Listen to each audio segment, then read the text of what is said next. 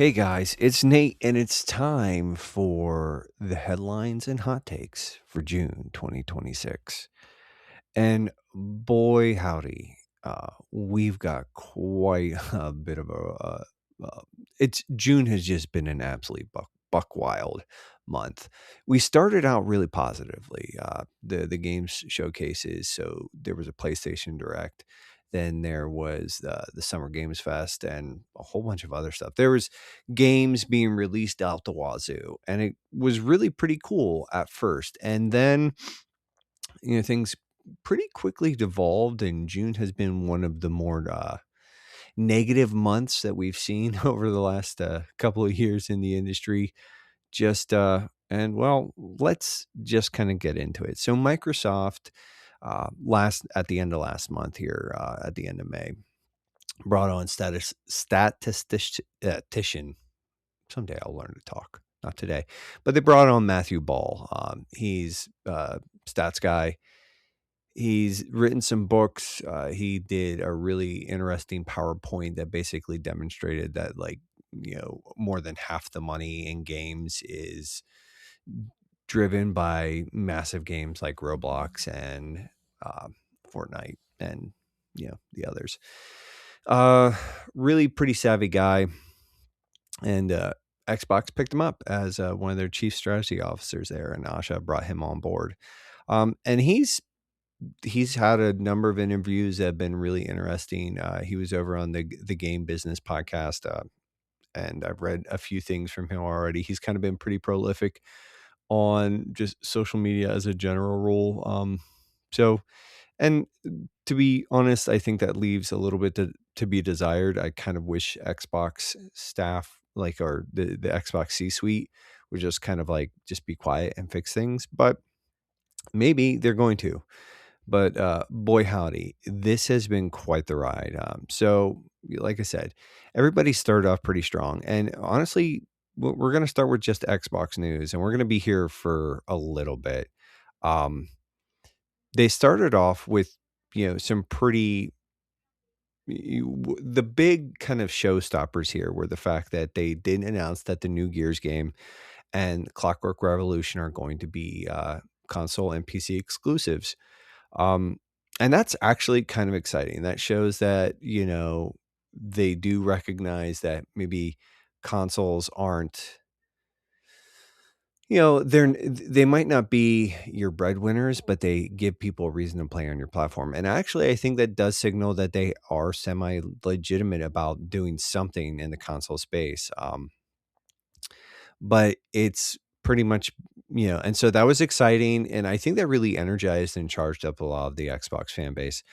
But it has been just an absolutely roller coaster of pain, because a memo came out, and it was really released on Xbox Wire. And I had read somewhere that people speculate that this was an internal memo that they figured was probably going to get leaked at some point in time, so they just put it on the wire. But it's the next 100 days, and it painted a bit of a grim picture. And one of the things I think that it did do too is it also sort of laid out, the fact that Asha was really dedicated to, I think, being a little bit more transparent. I think, she in that says that basically the Xbox brand has been struggling and has suffered, and that some of the decisions made by the previous administration have really put them in a pretty damaged spot, and that they're all going to kind of have to lock in, and there's going to be a lot of, there's just going to be some frustrating I think the one quote was like, some of these decisions are going to frustrate you. And reading that, it was really kind of refreshing, because I felt like there was a lot of honesty. On the other side of that, I do think that she was basically sort of using business speak to prep the people over at Xbox for what was coming. And it's just a pile of layoffs and closures. The ID at Xbox just was announced that they shut down. um, bunch of different closures. Several devs are being shut down or being evaluated for shutdown, or they've been given the opportunity to potentially buy themselves out, including Ninja Theory. And this is 9 days after they announced their newest game in Senua's story, or Senua's saga, if you would, called Senua. So uh, not the best, but that game actually looked really promising. And they had said that they were going to they were really focusing on making the gameplay much more substantial, because those games, I haven't played the second one to completion, but I did play the first one, and it was good, but the game elements weren't really super great. But hearing they were going to be focused in a little bit more on just gameplay was exciting, because they actually hit a pretty incredible bar as far as fidelity and performance. And I think so that was really interesting. But then, like I said, 9 days later comes out, oh well, Xbox is selling them, which is a little confusing, right? Because it's one of those things where it's like, why would you announce this game at a showcase and then turn around and close the dev? And some of what's been reported is that they're just hoping that by putting this stuff out there, they're actually making these studios a little bit more enticing for potential buyers. And again, there's also the opportunity for some of these these studios to buy themselves out. Among their Tim Schafer and company over at Double Fine, they have gotten the axe, but they're also just unionized, and so that's gonna kind of gum some stuff up. But there are also talks about Compulsion, Arcane, and Undead Labs getting the kibosh as well. So there's a lot of turmoil, and this is stuff that has just been blowing up all over Twitter and X, and there's a lot of speculation, and a lot of it really isn't. Yeah, we don't know what we don't know yet, but it's not looking good. And this is on top of just the fact that the Halo Combat Evolved, the remake, I forget what it was called, something campaign involved, I think, something like that, which was going to be available on PlayStation for the very first, which is available on PlayStation for the first time. When it first released, there was some weird, like, basically you were going to need multiple PS Plus accounts to play couch co-op. And there was a bit of a hubbub, and of course there were some people trying to just sort of you know justify this, and sort of like, some of the Xbox fan base was trying to sort of say, oh no, like this just makes sense, and it's not that big a deal. But Microsoft ended up fixing it in the back end pretty quickly, so that is um no longer the case. But again, just that's kind of weird, so there's a little bit of egg on their face from that. But then, and this is just kind of one of the things, they raise their prices again, or they will be in August, and that the Series S will, in starting August 1st, cost as much as the Series X did when it first released. Um, I had it all, but it's like $500 for the 512, $600 for the Series S 1 GB, and the Series X consoles sort of brushing up against almost $1,000. It's just chaos, and I think that's there's one of a couple ways that we can look at this, right? Is that this, a lot of times we don't always like to think about this, but hard times like this actually sometimes are necessary to do pretty serious course correction. And so, in keeping with sort of, I think Asha's been very upfront and honest about just the state of Xbox. And that Phil Spencer, and just the shape that was left in by Phil Spencer and company.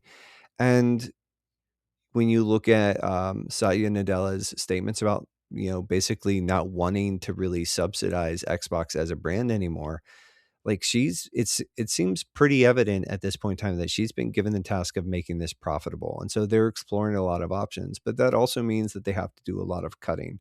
They have to sort of trim a lot of the fat. And sometimes they're going to cut right down to the bone in a lot of ways. And so it could be that this is life-saving surgery. It could also be that this is just the death blow, and that Xbox will just sort of retreat into, being a third-party publisher or something. Who knows at this point in time? But um, only time's really going to tell. But it is absolutely wild, and they have. It's just been. I pulled up a timeline here. Give me 1 second, and this is not a perfect timeline here, but so June 1st, they announced they had their announcement for the June 7th game showcase and Gears of War E-Day Direct. June 7th, they have that. June 10th, reports emerged that Xbox is preparing major layoffs and restructuring after a fiscal year end. Also, Asha Sharma discusses Xbox next 100 days and hints at Game Pass and hardware strategy changes. I think one of the potential changes there was they talked about maybe doing like ads to help subsidize like a lower tier Game Pass subscription. June 16th, some more Game Pass titles were announced. June 25th, Xbox announced that starting August 1st, all the consoles will get price increases. Then there's some coverage about just June 25th. Also, Reuters presents some coverage of the price increase and just broader Xbox business challenges.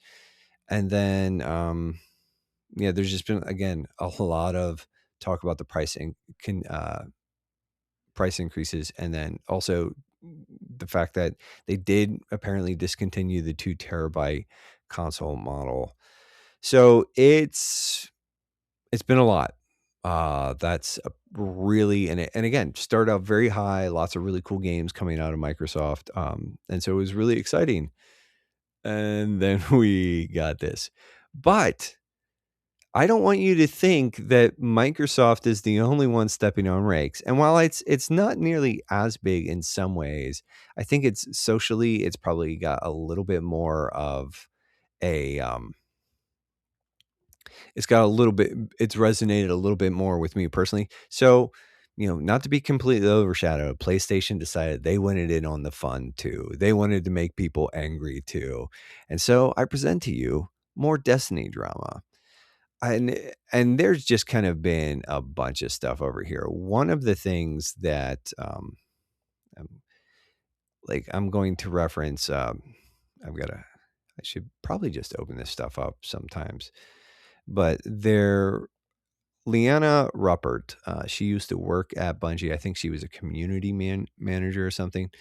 Though she had just a series of really pretty revealing tweets. Like, she kind of just put a lot of stuff out there that was more or less an open secret, but then she confirmed that some of it was pretty true, that a lot of that, she's one of the people who kind of said that Bungie was in pretty dire situation prior to being acquired by Sony for $3.6 billion a few years ago. That she confirmed basically the rumors that they were on sort of a path to insolvency in a lot of ways. And a lot of that was, and there's been a ton of reporting, including a lot of reporting from Paul Tassi and Jason Schreier about some of this stuff as well. But that this is just, it's been one of those things where upper management on Bungie grossly mismanaged money. And that, in a lot of ways, one of my favorite lines here was that Paul Tassi wrote an article, and it just I'm gonna just and it's sort of a sum of some of this, but it's a 2 cents insider report on why Destiny 2 died. And he kind of wraps it up with 2 bullet points, and he has a little bit more of the article here, but because of the enormous, and I'm quoting him here, because of the enormous scale of content that had to be produced nonstop, lest fans revolt against its scarcity. Destiny was only very rarely profitable during its entire lifespan. When Destiny was profitable, those extra funds were often immediately misused by leadership at the time, funneled into way too many simultaneous incubation projects or ideas like spending tens of millions of dollars on a new, unneeded 208,000 square foot headquarters. And that's kind of, that's the long and short of it. And a lot of Miss Ruppert's tweets sort of confirm again a lot of these things. So it's kind of been one of those things where this community again, besides the fact that the We Want Destiny 3 people on Twitter and in Facebook are just have quickly become my least favorite people. They just absolutely pollute timelines, or were polluting timelines. I think like that movement has sort of lost a little bit of steam here, but it's just been a wild ride over there in and of itself. One of the things that happened, after the final, and I'm going to sort of throw it up in air quotes because I think they're already talking about needing another patch, but that one's not confirmed for any time soon because Sony laid off, pretty much as soon as that final patch for Destiny 2 went live. I think the number I saw was 292 people. So almost 300 people, which just, that's almost cuts the studio in half. And there were a lot of people talking about like, that somehow this was all just a revenge plot from Herman Holst or the higher ups at Sony C-suite, who were angry because they felt duped by Bungie. And that was just a weird rumor that showed up on Twitter and X. And again, Paul Tassi sort of covered some of that, and he did a little bit of digging around, and that was not the case at all. I mean, I think if anything, it's like Sony wants Destiny to make money. But the thing is that the reality is just it's been a wildly mismanaged property.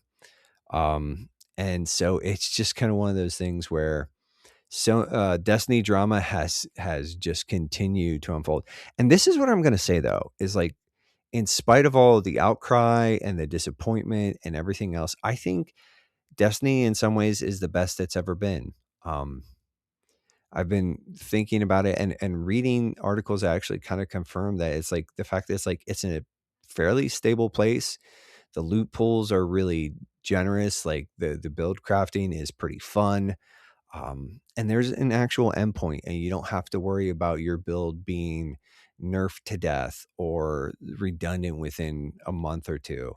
And so that does change some things, but in some ways it makes it a much more stable and a much more enjoyable experience. I know that I've been enjoying my time with it over the last few weeks since the last update went live. And so, yeah, it's been super messy. And, of course, to sort of cap it all off, Sony this month also reported that they are recommitting to live service. And it's just, it's one of those things that they have just not been able to just crack this one at all. And Ethan Gatch over at Kotaku writes, his headline is live service games have proven to be a near impossible nut for Sony to crack, but the PS5 maker isn't giving up. And to sort of, where was that quote? This is from Hideki Nishino, who says, "We believe that live service games are content that attract users on a global level. So we want to continue to revitalize the market through both first party and third party content." He said that in an interview with Famitsu. He also continued, with live service games, it's important to continuously provide something. The genre itself is relatively new, and I think many people are trying various things. And so we want to continue to take on that challenge within that context, which, to be honest, feels really at odds with the decision to close Bungie. I mean, or to kind of gut Bungie. It's like you have, now granted, there's a lot of mitigating circumstances there. And so Bungie still is there. It's still alive, but most of the staff that's there at this point in time is dedicated to working on Marathon, so excuse me there. So there's that. And they probably do. I think, one of the things that Herman Hulse said in his statement was that, just given the fact that, like, a lot, and there have been a lot of things shut down as well. Like, Destiny 3 was pitched, apparently a rebranding of Destiny, um, called Destiny Infinite or Infinity. Lots of, again, lots and lots of speculation and just lots of, like, just wild headlines. Some of it confirmed, some of it, again, just speculation. But, you know, with one of the things in the statement in shutting down when Bungie was all the layoffs were announced, was that, basically Hulse, who just for whatever reason, I'm not sure why that dude still has a job. From all reports, he's a really nice guy, but it definitely seems like he's just kind of out of his element, that he kind of got promoted just a little bit beyond his competence. And he's responsible for a lot of the egg on Sony's face in regards for with a lot of this live service stuff. Like, he championed Concord. Um, but yeah, anyways, yeah, yeah. Just goes to show, sometimes you don't always have to be good at something, I guess. Which is, honestly, he's a great studio head. Like, I think his work over at Gorilla is just something, like, again, the Horizon, the pivot from being a first person shooter studio to making sort of an open world adventure game of that caliber and quality is really pretty impressive. I think he's just, anyways, back on track. But what he said is that none of the incubation projects that Bungie had at that point in time were in a state where they were basically, they weren't gonna need anybody to scale. Like, they weren't gonna need all those bodies, and they weren't in a position where they could maintain all of that. So for right now, they're continuing to support Marathon. They're continuing to stay with Marathon. Um, and I do think that represents a fairly interesting opportunity for them. Again, it's a pretty niche game and it's pretty excellent. Like, I played it, not tons and tons and tons, but I played a few hours, and it really is very peak Bungie, but it lacks accessibility, which is something that Destiny kind of had. Anyways, the whole thing is, it just feels weird to close, to basically, lay off half the studio of one of your only sort of live service teams, and then sort of turn around within a few days and sort of recommit to saying, like, we're going to revitalize the the games as a service market. And yeah, just weird. But in other news, which is pretty nice, Nintendo, so it's not all doom and gloom, because of course Nintendo's got to be that little ray of sunshine for everybody, and yeah, they they gave everybody pretty much on staff, a 10% raise. So yeah, go Nintendo, you be you. So I don't. I guess I kind of want to have, like, a bit of a hot take here. Is, like, there's been a lot of really unhealthy dialogue around all of this. I think watching the Xbox community crash out online, watching the Destiny 2 or the Destiny community crash out online, um, some of this is, like, people are taking this really personally. And this is the thing, is that video games are art, and but they're also a business, and there's a business proposition there, and they need to make money. And we don't always have to like that, but that's just the reality of these things. And sometimes the business side of these things fails, and that's okay. Um, and that, as businesses, they need to do course correction. And I think as fans, we can and maybe rightfully should be disappointed. And I think, we should be angry at you know, people who mismanage these properties and abuse their positions, and ruin things that we love. But like, they're just, I'm gonna say it, and it's one of those things where it's like, it is only video games. And while a lot of people are affected, especially over at Bungie, you know, I'm guaranteeing that like a lot of those people did pretty well for themselves. So I'm sure they'll land on their feet.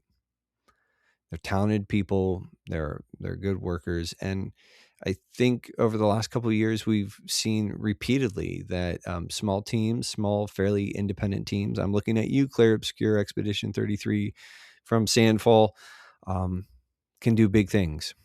So yeah. Anyways, yeah. So don't take it personal. Like, be a fan, love the things, but like, let's just all take a step back and recognize that sometimes businesses got to do business stuff. Anyways, that's the headlines and hot takes for this month, guys. Yeah, I'm flying solo tonight. So, and yeah. But all that being said, until next time, be good, do the things, and if you don't like something I said, feel free to get a hold of us. Or if you think I'm super smart and handsome, I wouldn't mind hearing that either. All right. Until next time, guys. Later.